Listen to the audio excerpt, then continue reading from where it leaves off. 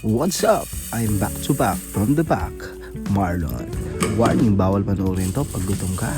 Kasi today, gagawa tayo ng legendary crispy orange na parang traffic cone, pero mas masarap. Ilocos Empanada. Binalibag ko na dyan yung sangkalan, pati na yung papaya.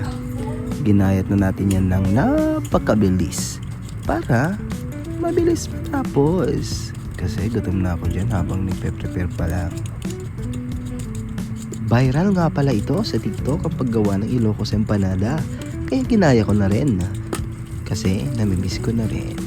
Dito, pagkatapos nating hugasan, ay agad natin itong hiniwa ng pahaba para buhay mo ay humaba. Charot! Para mas mabilis itong gayatin.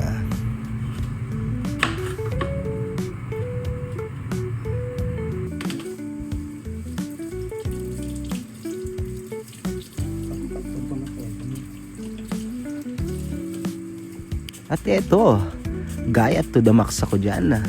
Nakaturbo. Yun. Dito naman ay naglagay tayo ng 3 cups ng water, annatto ground powder, pampakulay ng iyong buhay. Dagad din tayo ng rice flour. Dito nga ay diretso na tayo sa pagluluto ng ating empanada. Di ko na rin pinakita paano magmasa para di ka na umasa. Charot!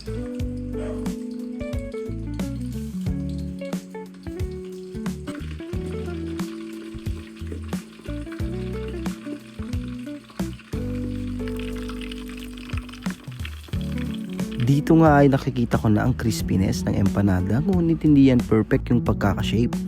Dito, tineste na natin kung masarap ba siya.